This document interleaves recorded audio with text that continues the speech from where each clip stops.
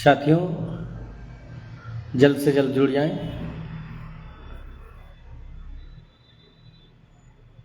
क्योंकि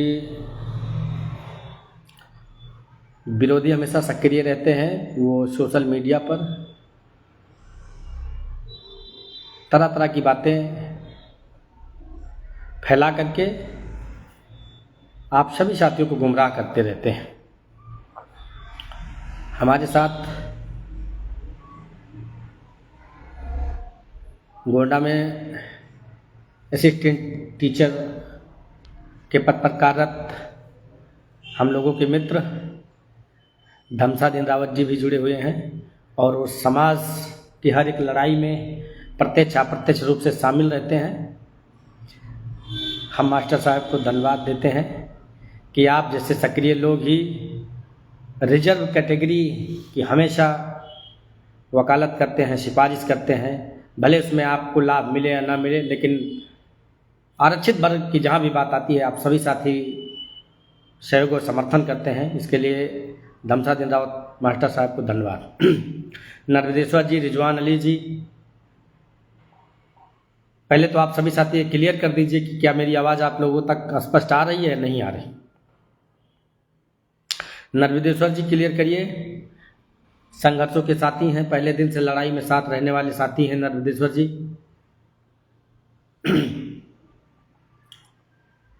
क्योंकि social media पर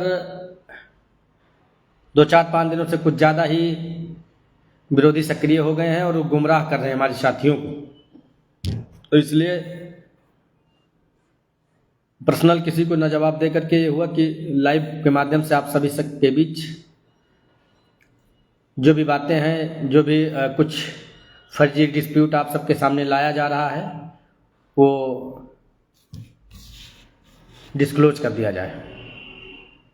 सत्यव्रत यादव जी, आप सभी साथी जितने भी साथी जुड़ रहे हो, पहले तो इस लिंक को अन्य सभी ग्रुपों में शेयर कर दें ताकि अधिक से अधिक ज़्यादा से ज़्यादा लोगों तक हम अपनी बात पहुंचा सकें। जैसा कि आप सभी साथी जानते हैं कि अपना मैटर माननीय उच्चतम न्यायालय में विचाराधीन है, लेकिन जो पूर्व की सुनवाई रही वो आप सभी साथी जानते हैं कि 9 जजों की एक बेंच बनी थी, जिसमें हमारे भी जो मैटर की सुनवाई कर रहे थे दीपंकर दत्ता साहब, उस 9 जजों की बेंच में वो भी बैठे थे। लिहाजा ये इसी कारण बस हमारा केस उस दिन 19 फरवरी को जो हेयरिंग होनी चाहिए थी, 19 को जो सुनवाई होनी चाहिए थी वो सुनवाई नहीं हो पाई। अब हमारा आपका मैटर अनलिस्ट हो गया है, अभी तक उसका कोई स्टेटस नहीं शो कर रहा है, तो उस पर हम लोग काम कर रहे हैं। क्योंकि बीच में लगातार देख रहे होंगे अभी नवरात्रि की छुट्टी थी, उधर होली की छुट्टी थी, अब इधर चैत्र रामनवमी और तमाम छुट्टियां पड़ी हुई हैं लगातार। तो इस जो आने वाला सप्ताह होगा उसमें हम लोग लिस्टिंग एप्लीकेशन दाखिल करेंगे और कोई डेट फिक्स करवाने की कोशिश करेंगे।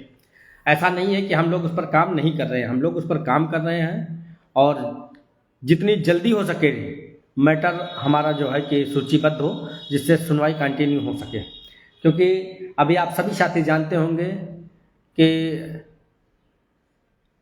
महाराष्ट्र राज्य सरकार ने भी अध्यापकों की नियुक्ति की थी, उसमें भी कुछ लिटिगेशन क्रिएट हुए थे रिजर्वेशन को ही लेकर के। वहाँ भी सिमिलर मैटर है, छाया वर्सेस स्टेट ऑफ महाराष्ट्र का, जो है कि 14,517 बैठे 2025 जो उनकी SLP रही, उसमें भी जजमेंट आया है। और जजमेंट वो आया है, वो जजमेंट रिजर्व कैटेगरी के फेवर में जजमेंट आया है, जिसमें यूँ कहें कि वहाँ पे जो TT कराई गई थी राज्य सरकार द्वारा, उसमें उन्होंने कहा था कि जो भी कैंडिडेट TT में लाभ ले चुके हैं उनको ओपन कैटेगरी में नहीं शामिल किया जाएगा। ठीक सिमिलर मैटर हमारे 69,000 में है। यहाँ भी एकल पीठ ने यही कहा था कि जो TT में रिजर्वेशन या कंसेशन ले चुके हैं, रिलैक्सेशन और कंसेशन ले चुके हैं, या जो है कि जो रिजर्वेशन ये कायदे के ले सके हैं, उनको जो है वो ओपन कैटेगरी में जाने का कोई हक नहीं है। लेकिन मसूदी साहब ने सिंगल बेंच के जजमेंट को जो है यूँ कहो कि जो एक बिंदु पर हम लोगों को हारे थे या एक आ गया था वो ओपन कैटेगरी में नहीं जा सकते हैं, उसको उन्होंने जो है कि ये कहा कि जो अभ्यर्थी अंतिम चयन प्रक्रिया में सामान्य वर्ग के इक्वल मार्क गेन करेंगे उनको ओपन कैटेगरी में शामिल करना ही होगा। ठीक उसी तरह से महाराष्ट्र में राज्य सरकार ने टीटी में जो रिजर्वेशन का लाभ ले लिए थे, ये कह रहे थे उसको जो है कि ओपन कैटेगरी में नहीं शामिल करेंगे, जबकि टीटी में वो रिजर्वेशन नहीं है, वो राज्य सरकार को पावर है, राज्य सरकार चाहे तो दे चाहे तो ना दे, वो एक कंसेशन है, वह एक रिलैक्सेशन है, ना कि रिजर्वेशन है। और ये जो महाराष्ट्र का जजमेंट आया है उसमें एक चीज़ बहुत स्पष्ट क्लियर हो गई है। सुप्रीम कोर्ट ने कहा है कि जो कंसेशन रिलैक्सेशन अभ्यर्थियों को रिजर्व कैटेगरी को मिलता है वो पात्रता मापदंडों को प्रभावित करता है, इसेंशियल क्वालिफिकेशन को प्रभावित करता है, ना कि वो मेरिट को प्रभावित करता है। क्योंकि जो हमको टीटी में लाभ मिला है वो किसी मेरिट को प्रभावित नहीं कर रहा। तो इन सभी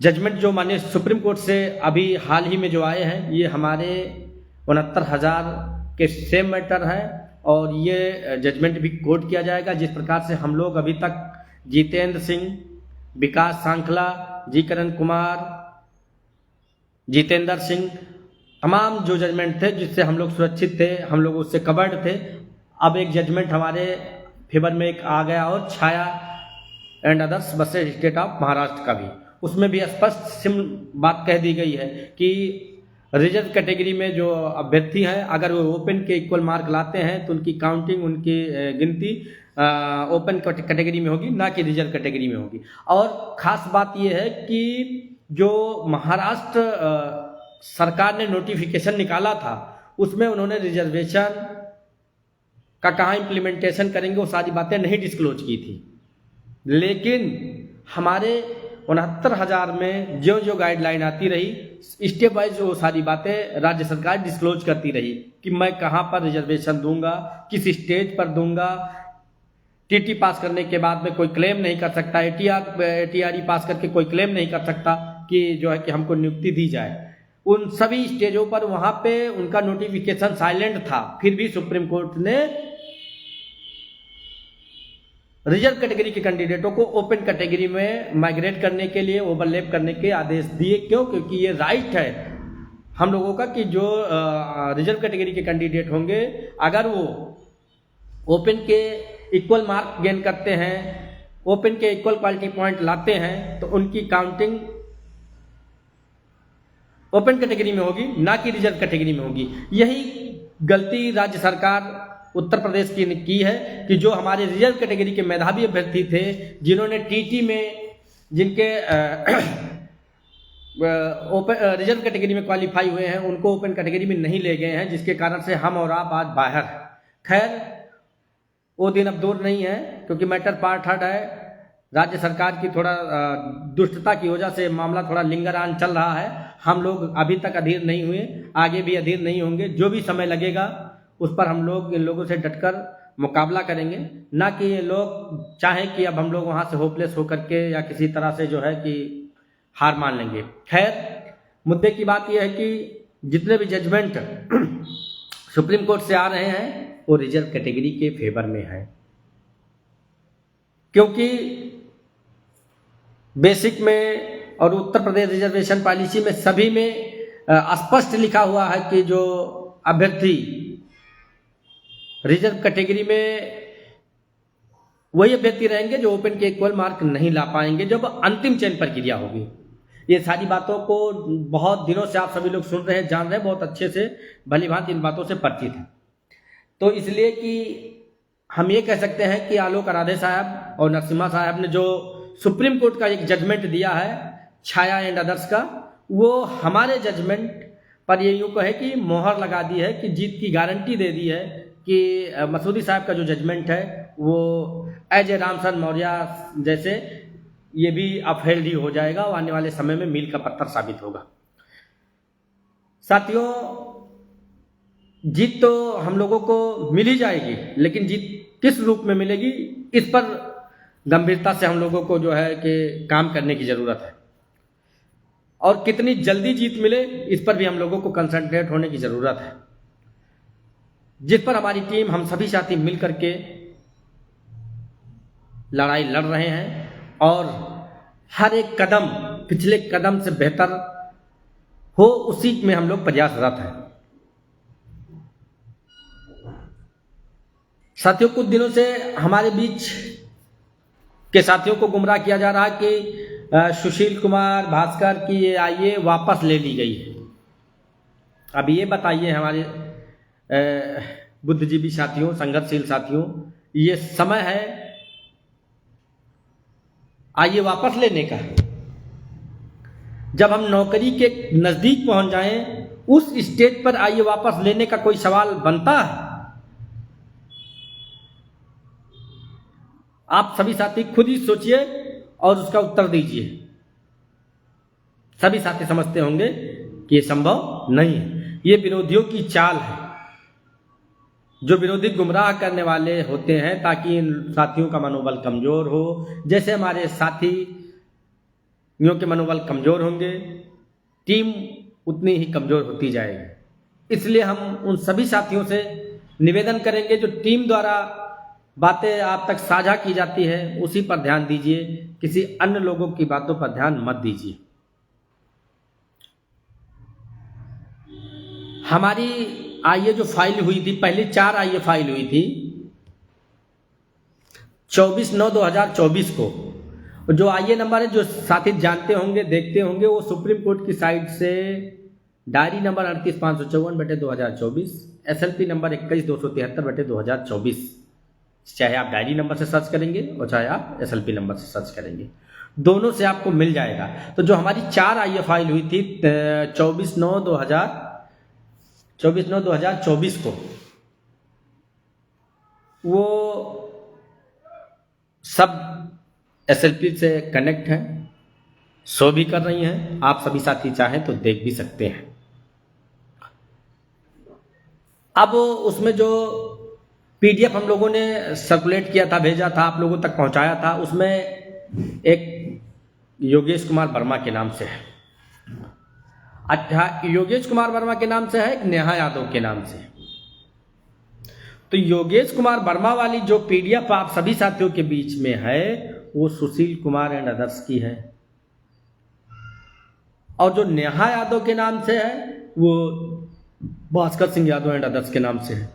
शेष श्वेता मौर्य, शिवाली, शशिकांत यादव, सुरेश कुमार, अनुपम गांगवा, जितेंद्र सिंह, रूपेश, दुर्गेश कुमार चौधरी, धीरेंद्र सिंह,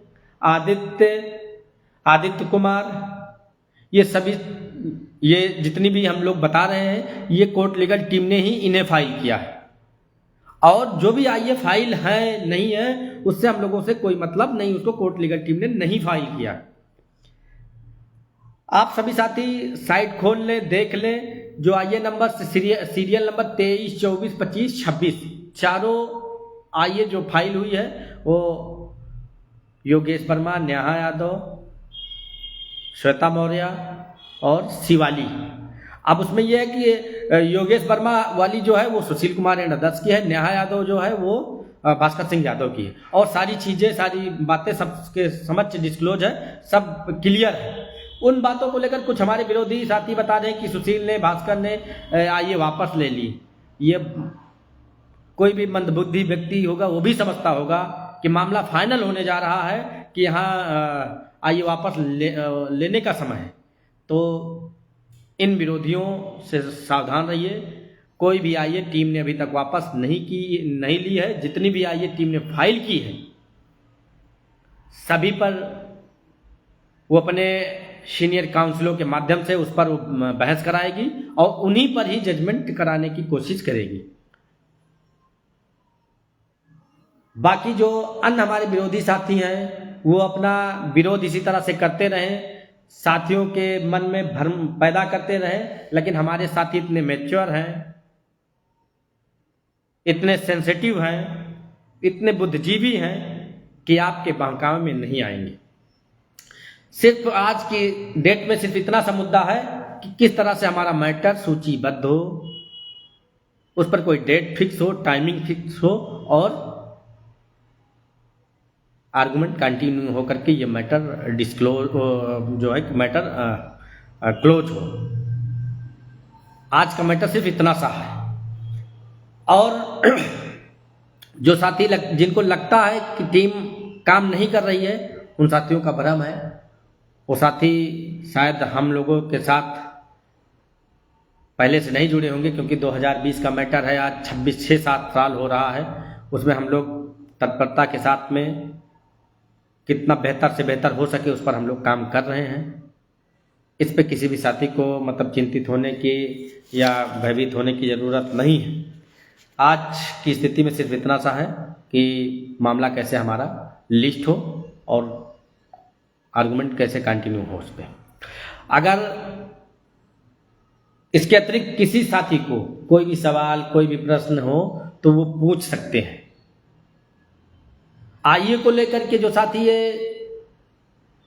भ्रम फैला रहे हैं कि आईए वापस ले ली गई है, कदाप ऐसा है नहीं। जो हम लोगों ने सर्कुलेट किया है उसको आप जो है कि साइट से आप देख सकते हैं, वहां से देखिए। अगर हमने वापस ले लिया है तो साइट पे नहीं दिखाना चाहिए ना, ये भी तो बात क्लियर है कि जो चीज़ वापस ले ली गई है, हटा ली गई है, तो उसको साइट पे नहीं होनी चाहिए। तो साइट पे चेक करिए, देखिए साइट पर है या नहीं।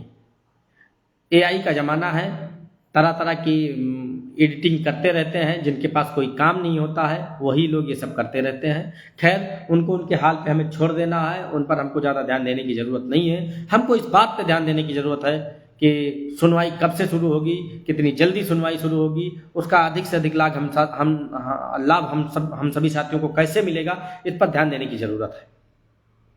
केंद्र पूजन जी, श्री प्रकाश गुप्ता जी,